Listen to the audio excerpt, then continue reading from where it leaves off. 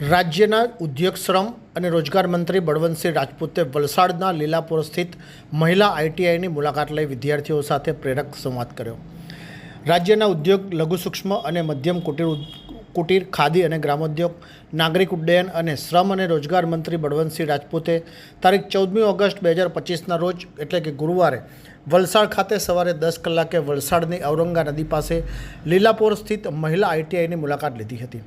મંત્રીએ લીલાપુર સ્થિત મહિલા આઈટીઆઈના ઇલેક્ટ્રિશિયન ટ્રેડની મુલાકાત લઈ તાલીમાર્થી વિદ્યાર્થીઓ સાથે આત્મીય વાર્તાલાપ કરી ભણવાની મજા આવે છે ને પ્રશ્ન કરી અહીં કેટલા ટ્રેડ ચાલે છે, કેટલા વિદ્યાર્થીઓ તાલીમ લઈ રહ્યા છે અને કુલ કેટલો સ્ટાફ ફરજ બજાવે છે તેની પ્રાથમિક માહિતી મેળવી હતી. આ સાથે જ તેમણે એડિટિંગ, મેન્યુફેક્ચરિંગ અને technician, 3D printing, cosmetology, welder અને ફીડર ટ્રેડની મુલાકાત લઈ તાલીમાર્થીઓ સાથે પ્રેરક સંવાદ કર્યો હતો, જેમાં તેમણે દીકરીઓને ડ્રોનનો કોર્સ શીખવા માટે પ્રોત્સાહિત કરી હતી, જેથી ઘરે બેઠા રોજગારી મળી શકે.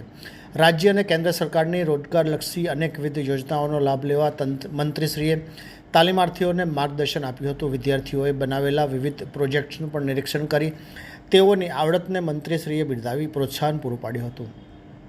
વિદ્યાર્થીઓને મંત્રીએ જણાવ્યું હતું કે આજે ટેકનોલોજીનો જમાનો છે, આપણે ડિજિટલ તરફ વળીશું તો ઝડપભેર નોકરી મળી જશે. જમાના સાથે ટ્રેડમાં પણ બદલાવ લાવવો જરૂરી છે. મંત્રીએ આચાર્ય જેટી પટેલ તેમજ ઇન્સ્ટ્રક્ટરો સાથે વાતચીત કરી તેમને મહત્ત્વના સૂચનો કરતાં જણાવ્યું હતું કે આઈટીઆઈમાં તમામ જગ્યા ભરાય તે માટે કયા કોર્સની ડિમાન્ડ છે તે માટે માહિતી મેળવી સ્કિલ બેઝ તાલીમાર્થીઓ તૈયાર કરવા જોઈએ. ભારત યુવા દેશ છે, યુવાધન ઘણું છે, તેમની સ્કિલનો વધુમાં વધુ ઉપયોગ થઈ શકે તે માટે ઉદ્યોગપતિઓ સાથે બેઠક કરી તેઓની જરૂરિયાત મુજબ નવા ટ્રેડ શરૂ કરવાની અનેક યુવાનોને રોજગાર મળશે. આ મુલાકાત વેળા વલસાડના ધારાસભ્ય ભરતભાઈ પટેલ, જિલ્લા સંગઠન પ્રમુખ હેમંતભાઈ કંસારા, જિલ્લા સંગઠન મહામંત્રી કમલેશભાઈ પટેલ સહિત વિવિધ વિભાગના અધિકારીઓ અને પદાધિકારીઓ ઉપસ્થિત રહ્યા હતા. ये है हलचल टीवी नेटवर्क और आप देख रहे हैं हलचल टीवी न्यूज. हर हलचल पर नजर, हर हलचल की खबर.